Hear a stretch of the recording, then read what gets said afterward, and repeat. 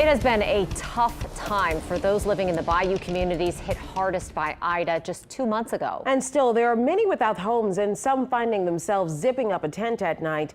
Mike McDaniel found one of those families in Terrebonne Parish.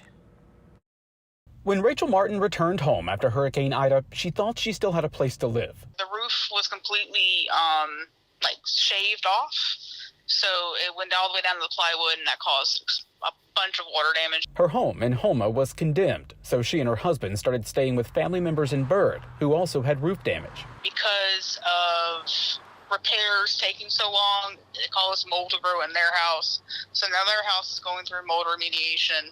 Martin and her husband are now forced to live in a tent out back. It's hot when it's hot, it's cold when it's cold. It's pretty rough.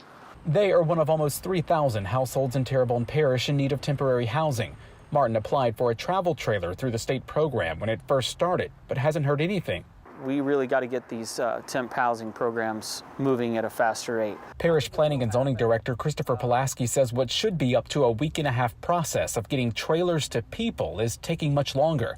Pulaski says it's frustrating to see more than 200 travel trailers sitting at the Houma Terrebonne Civic Center unused. At the end of the day, there's federal guidelines to follow and steps to follow because that's how FEMA requires, and operates for the reimbursements and things like that happen. Martin says her home insurance policy doesn't cover any type of emergency housing, and because she had insurance, isn't getting any help from FEMA.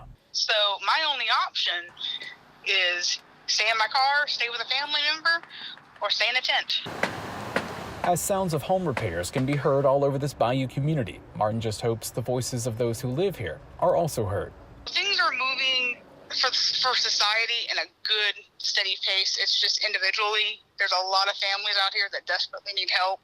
Mike McDaniel, Eyewitness News. Oh, by the way, the deadline to apply for individual FEMA assistance has been extended to November 29th. FEMA assistance can cover things like your rent or temporary housing, home repairs, personal property loss, and other disaster-related needs that are not covered by insurance.